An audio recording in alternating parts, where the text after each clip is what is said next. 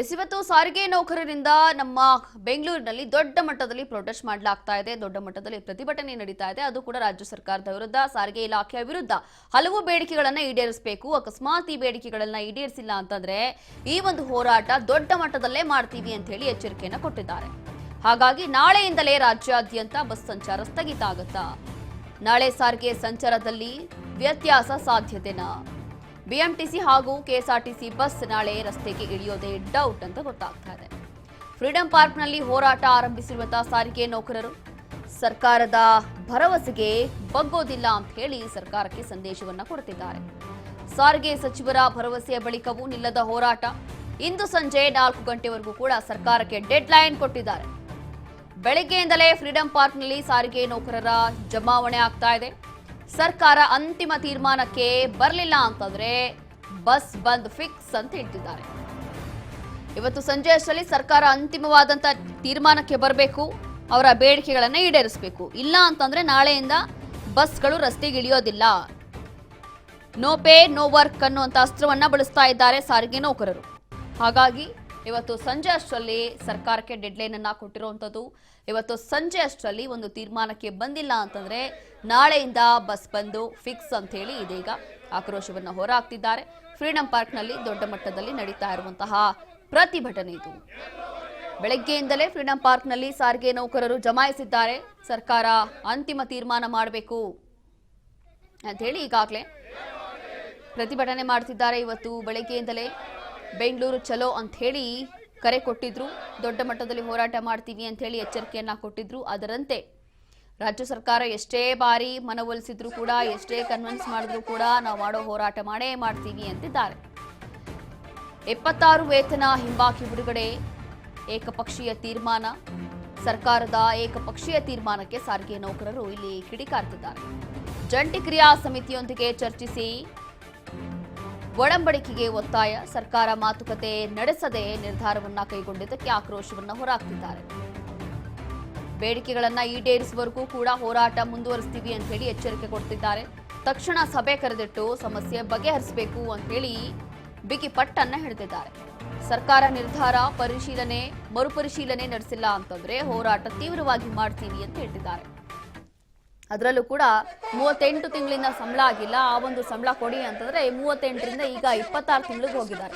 26 ತಿಂಗಳು ಸಂಬಳ ಕೊಡ್ತೀವಿ ಅಂತ ಹೇಳಿ ಇದೀಗ ರಾಜ್ಯ ಸರ್ಕಾರ ಸಾರಿಗೆ ಇಲಾಖೆ ಸೂಚನೆ ಕೊಟ್ಟಿರುವಂತದ್ದು. ಆದ್ರೆ ಈ ಕುರಿತು ಯಾರ ಜೊತೆ ಚರ್ಚೆ ಮಾಡಿದ್ದಾರೆ, ಯಾರ ಜೊತೆ ಇವರು ಸಭೆ ಮಾಡಿದ್ದಾರೆ, ಇವರೇ ಸಭೆ ಮಾಡಿಕೊಂಡು ಇವರೇ ತೀರ್ಮಾನ ಮಾಡ್ಕೊಂಡಿದ್ದಾರೆ. ಹಾಗಾಗಿ ಇದೇ ಒಂದು ತೀರ್ಮಾನವನ್ನ ಬಹಿಷ್ಕರಿಸಿ ಈ ಒಂದು ಹೋರಾಟ ನಡೀತಾ ಇದೆ.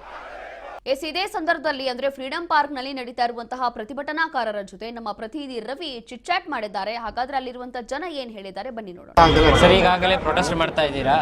ಸರ್ಕಾರ ನಿಮಗೂ ಕೂಡ ಈ 38 ಪಿಂಚಣಿಯಲ್ಲಿ ಈಗ 26 ಕೊಟ್ಟಿದೆ. ಇನ್ನು ನೀವು ಇದ್ರ ಬಗ್ಗೆ ಏನು? ಸರ್, ಈಗ ನಮ್ಮ ಬೇಡಿಕೆ ಏನಿದೆ 38 ತಿಂಗಳು ಅದು ಹಿಂಬಾಕಿ ಇದೆ ಸರ್. ಕಳೆದ ಸರ್ಕಾರದಲ್ಲಿ ವೇತನ ಪರಿಷ್ಕರಣೆ ಆದಂಥ ಸಂದರ್ಭದಲ್ಲಿ ಅದರ ಹಿಂಬಾಕಿಯನ್ನು ಕೊಡಬೇಕಾಗಿತ್ತು. ಸುಮಾರು 1740 ಕೋಟಿ ಹಣವನ್ನು ಕೊಡಬೇಕಾಗಿತ್ತು. ಅದರಲ್ಲಿ 1240 ಕೋಟಿ ಹಣವನ್ನು ಕೊಡೋದಕ್ಕೆ ಸರ್ಕಾರ ಒಪ್ಕೊಂಡಿದೆ. ಆದರೆ ನಾವು ಅದಕ್ಕೆ ಒಪ್ಪಿಲ್ಲ. ಮತ್ತು 38 1/1/24 ವೇತನ ಒಪ್ಪಂದ ಏನಿದೆ ಅದನ್ನು ಜಾರಿ ಮಾಡಬೇಕು ಅಂತ ಕೇಳಿದೆ ಹೊರತು ಇವರು 1/3/25 ಮಾಡಿದ್ರೆ ಅದು ಯಾವುದೇ ಕಾರಣಕ್ಕೂ ಒಂದು ಒಪ್ಪಂದ ನಾವ್ಯಾರಿಗೂ ನಮ್ಮನ್ನು ಯಾರು ಕರೆದು ಮಾತಾಡಿಲ್ಲ. ಅವರು ಏಕಪಕ್ಷೀಯ ನಿರ್ಣಯ ತೆಗೆದುಕೊಂಡಿದ್ದಾರೆ. ಹಾಗಾಗಿ ಏಕಪಕ್ಷೀಯ ನಿರ್ಣಯದ ವಿರುದ್ಧವಾಗಿ ನಾವು ಇವತ್ತು ಇಲ್ಲಿ ಬೆಂಗಳೂರು ಚಲೋ ಅಂತಕ್ಕಂಥ ಕಾರ್ಯಕ್ರಮ ಹಮ್ಮಿಕೊಂಡಿರ್ತಕ್ಕಂಥದ್ದು. ಕಳೆದ 2.5 ವರ್ಷಗಳಿಂದನೂ ಸಾರಿಗೆ ಸಚಿವರು ಮಾನ್ಯ ಮುಖ್ಯಮಂತ್ರಿಗಳ ಜೊತೆ 10 ಬಾರಿ ಮಾತುಕತೆ ಆಗಿದೆ. ಯಾವುದೇ ಮಾತುಕತೆಯಲ್ಲೂ ಸಹ ಸಾರಿಗೆ ನೌಕರರ ಬಗ್ಗೆ ಕಿಂಚಿತ್ತು ಕಾಳಜಿಯನ್ನು ವಹಿಸದ ಸರ್ಕಾರದ ವಿರುದ್ಧ ನಾವು ಇವತ್ತು ಬೆಂಗಳೂರು ಚಲೋ ಕಾರ್ಯಕ್ರಮವನ್ನು ಹಮ್ಮಿಕೊಂಡಿರ್ತದ್ದು. ಈಗಲೂ ನಾವು ಮನವಿ ಮಾಡ್ತಾ ಇದ್ದೀವಿ. ನಮ್ಮ ಬೇಡಿಕೆ ಏನಿದೆ ಸಿಂಪಲ್ ಆಗಿದೆ. 38 ತಿಂಗಳ ಹಿಂಬಾಕಿ 1/1/24 ವೇತನ ಒಪ್ಪಂದ ದಯಮಾಡಿ ಜಾರಿ ಮಾಡ್ತು ಅಂತಂದ್ರೆ ನಾವು ನಿಮ್ಮ ಸರ್ಕಾರದ ಪರವಾಗಿ ನಿಲ್ತಕ್ಕಂಥದ್ದು ಮಾಡ್ತೀವಿ. ನೀವು ಕೊಡಲ್ಲ ಅಂತಂದ್ರೆ ನಾವು ನಮ್ಮ ದಾರಿಯನ್ನು ತುಣಿಬೇಕಾಗುತ್ತೆ. ಈಗಾಗಲೇ ಡೆಡ್ಲೈನ್ ಕೊಟ್ಟಿದ್ದೀರಾ ಸರ್ಕಾರಕ್ಕೆ 4 ಗಂಟೆವರೆಗೂ ನಿಮ್ಮ ಬೇಡಿಕೆಗೆಲ್ಲ ಸರ್ಕಾರ ಸ್ಪಂದಿಸಲಿಲ್ಲ ಅಂದ್ರೆ ಮುಂದಿನ ನಡೆ ಏನು? ಸರ್, ಈಗ 4 ಗಂಟೆವರೆಗೂ ನಾವು ಡೆಡ್ಲೈನ್ ಕೊಟ್ಟಿರ್ತಕ್ಕಂಥದ್ದು ಏನು ಸಾರಿಗೆ ನೌಕರರ ಸಮಕ್ಷಮದಲ್ಲಿ ಜಂಟಿ ಕ್ರಿಯಾ ಸಮಿತಿ ಎಲ್ಲ ನಾಯಕರುಗಳು ಕೂತು ಒಂದು ನಮ್ಮ ನಿರ್ಧಾರ ಏನಿದೆ ಅಂತಕ್ಕಂಥ 4 ಗಂಟೆ ನಂತರದಲ್ಲಿ ಪ್ರಕಟ ಮಾಡ್ತೀವಿ ಸರ್. ಇನ್ ಕೇಸ್ 4 ಗಂಟೆ ಸರ್ಕಾರ ಸ್ಪಂದಿಸಿಲ್ಲ ಅಂದ್ರೆ ನಿಮ್ಮ ಪ್ರತಿಭಟನೆ ಇದೇ ರೀತಿ ಮುಂದೆ ಹೊರೀತಾ ಅಥವಾ ಇನ್ನು ಏನು 4 ವರ್ಷಗಳ ಹಿಂದೆ ಕಳೆದಂತೆ ಪ್ರತಿಭಟನೆ ಅಲ್ಲೇ ಸ್ಟಾರ್ಟ್ ಆಗಿ ಅಲ್ಲೇ ಎಂಡ್ ಆಗ್ತಾರ? ಇಲ್ಲ ಸರ್, ಆ ಥರ ಎಂಡಾಗಂತ ಮಾತಿಲ್ಲ. ಈ ಬಾರಿ ನಾವು ಏನಾದರೂ ಪಡ್ಕೊಂಡೆ ಫ್ರೀಡಂ ಪಾರ್ಕ್ ಇಂದ ಹೋಗ್ತಕ್ಕಂಥದ್ದು ಅಂತ ನಿರ್ಧಾರ ಮಾಡಿ ಬಂದಿದ್ದೀವಿ.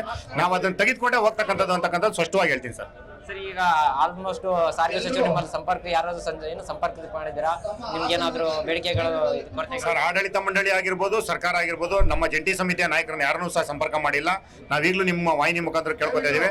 ಸರ್ಕಾರ ನಮ್ಮ ಏನು ಬೇಡಿಕೆ ಏನಿದೆ, ಬೇಡಿಕೆಯ ಬಗ್ಗೆ ಬದ್ಧತೆಯನ್ನು ತೋರಿಸಬೇಕೆ ಹೊರತು ಆರಿಕೆ ಉತ್ತರಗಳನ್ನ ಕೊಡಬಾರ್ದು ಅಂತಕ್ಕಂಥದ್ದು ಮನವಿ ಮಾಡ್ತೀನಿ. ಸರ್, ಇದರಿಂದ ಸಾರ್ವಜನಿಕರಿಗೆ ಮತ್ತೆ ಶಾಲಾ ಮಕ್ಕಳು, ವಿದ್ಯಾರ್ಥಿಗಳು, ಓದೋರು ಬರೋರಿಗೆ ಏನು ತೊಂದರೆ ಆಗಲ್ಲ? ನಾವು 1,15,000 ಕುಟುಂಬಗಳಿದೆ. ನಮ್ಮಲ್ಲೂ ಸಹ ಎಲ್ಲರೂ ಸಹ ಬಸ್ಸಲ್ಲಿ ಓಡಾಡ್ತಕ್ಕಂಥವ್ರು ಇದ್ದಾರೆ.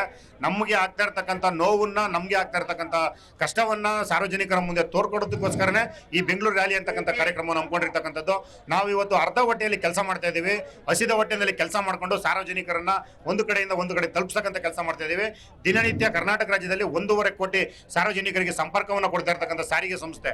ಅಂತ ನೌಕರನ್ನ ನೀವು ಹೊರಹೊಟ್ಟೆಯಲ್ಲಿ ಇಡ್ತೀರಾ ಅಂತಂದ್ರೆ ನಾವು ಈ ದಾರಿಯನ್ನು ಬಿಟ್ಟು ಬೇರೆ ಯಾವ ದಾರಿನಲ್ಲಿ ಹೋಗ್ಬೇಕು ಅಂತಕ್ಕಂಥದ್ದನ್ನ ನಾನು ನೇರವಾಗಿ ಮುಖ್ಯಮಂತ್ರಿಗಳನ್ನ ಕೇಳೋದಕ್ಕೆ ಇಷ್ಟಪಡ್ತೀನಿ. ನಿಮ್ ಜೊತೆ ಪ್ರೊಟೆಸ್ಟ್ಗೆ ಯಾರಾದ್ರೂ ರಾಜಕಾರಣಿಗಳು ಅಥವಾ ಬೇರೆ ಪಕ್ಷದವರು ಯಾರಾದ್ರೂ ಸಪೋರ್ಟಿಂಗ್ ನಿಂತಿದ್ದಾರಾ? ಬಾಹ್ಯವಾಗಿ ಬಿಜೆಪಿಯ ರಾಜ್ಯಾಧ್ಯಕ್ಷರು ಮತ್ತೆ ಬಿಜೆಪಿ ಅಧ್ಯಕ್ಷರು ಸಹ ತೋರಿದ್ದಾರೆ.